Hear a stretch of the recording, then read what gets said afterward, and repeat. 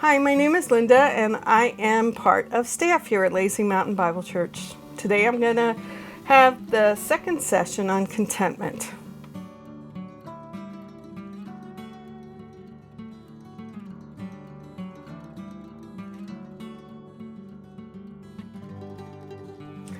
We do not know the author or the audience of the New Testament book of Hebrews. In the book, the reader is summoned to hold by faith to the true rest found in Christ and to encourage others in the church to persevere. In Hebrews 13, the reader has some points of application that in my Bible is labeled as sacrifice pleasing God. Considering it is a sacrifice, that means it is a loss or something you give up, usually for the sake of something better.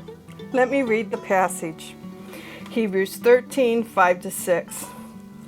Keep your life free from the love of money and be content with what you have, for he has said, I will never leave you nor forsake you.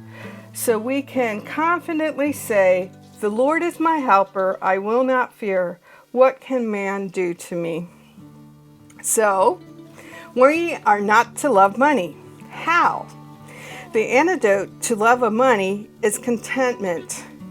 What is contentment? A Google search for the definition of contentment resulted in the definition, a state of happiness and satisfaction. So how can we be happy and satisfied when we are constantly bombarded by advertisements that are trying to feed into our discontentment so that we purchase whatever product they are marketing?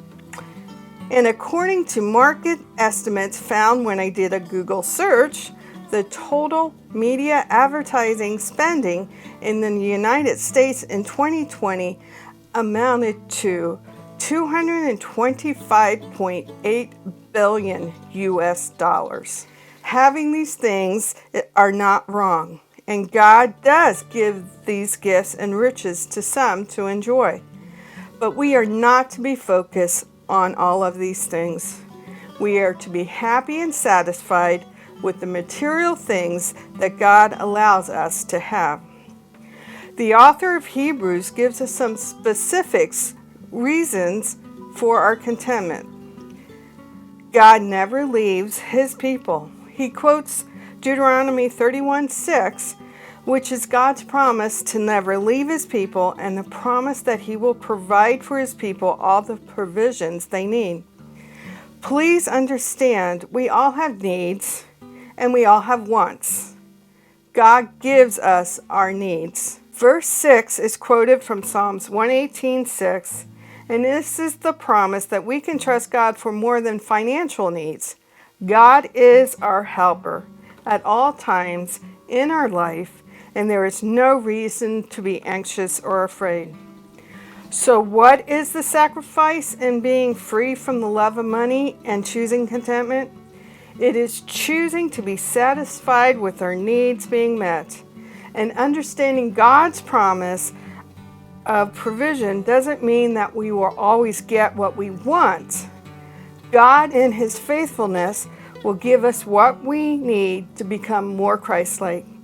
We must understand every spiritual blessing that God provides for us helps us to make contentment a reality in our lives.